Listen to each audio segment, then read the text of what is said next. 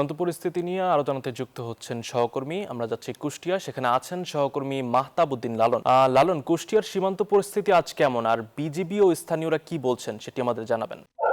জি, সর্বশেষ পরিস্থিতি যদি আপনাকে বলি, কুষ্টিয়ার যে প্রাগপুর সীমান্ত, দৌলতপুর উপজেলার প্রাগপুর সীমান্ত, সেই প্রাগপুর সীমান্তের শূন্য রেখা, অর্থাৎ ভারত এবং বাংলাদেশের যে সীমান্ত, সেই সীমান্তের শূন্য রেখাতে কিন্তু গত পরশুদিন ভোরবেলা 12 জন কে পুশিন করে ভারতীয় সীমান্তরক্ষী বাহিনী বিএসএফ।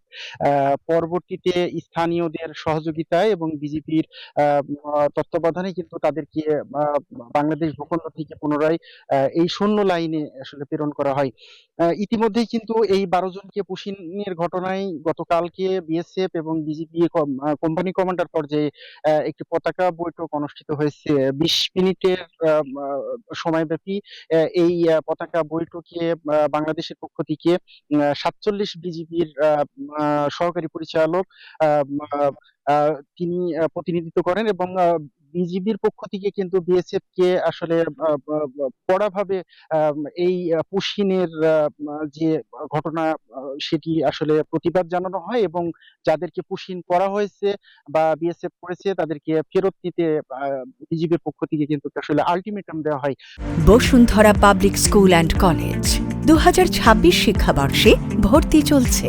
পক্ষান্তরে কিন্তু বিএসএফ তাদেরকে পুশিন করা হয়েছে এই বিষয়টি কিন্তু অস্বীকার করেন, এবং তারা এক পর্যায়ে আসলে তাদের, অর্থাৎ এই 12 জনের যে কাগজপত্র, তাদের পরিচয়পত্র বা তাদের আইডেন্টিটি নিশ্চিত করতে কিন্তু আসলে বিজেপির কাছে সময় চান, এবং তারা বলেন যে তাদের আইডেন্টিটি, অর্থাৎ পরিচয় নিশ্চিত হওয়ার পরেই তারা আসলে এই ব্যাপারে সিদ্ধান্ত নেবেন।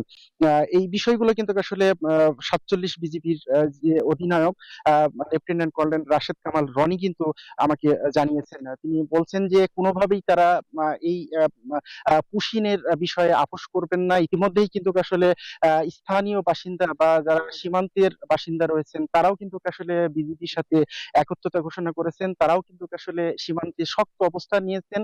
আহ, এই কুষ্টিয়ার দৌলতপুরের সীমান্তে ভারতের সাথে বাংলাদেশের প্রায় 46 কিলোমিটার সীমান্ত রেখা রয়েছে, যার অধিকাংশই কিন্তু কাঁটাতার ছাড়া। ফলে কাঁটাতার ছাড়া এই সীমান্তে কিন্তু আসলে পুশিনের যে ঝুঁকি বা যে অবৈধ যাতায়াত বা অনুপ্রবেশের যে বিষয়টি, সেটি কিন্তু আসলে ঝুঁকি তৈরি করেছে, এবং এটি নিশ্চিতে কিন্তু আসলে বিজিবির পক্ষ থেকে অতিরিক্ত সদস্যদের মোতায়েন করা হয়েছে, এবং স্থানীয়রাও কিন্তু সতর্ক অবস্থানে রয়েছে। এই ছিল কুষ্টিয়ার সীমান্ত থেকে পুশিনের ঘটনার সর্বশেষ। ফিরে যাচ্ছি স্টুডিওতে। লালন, ধন্যবাদ আপনাকে।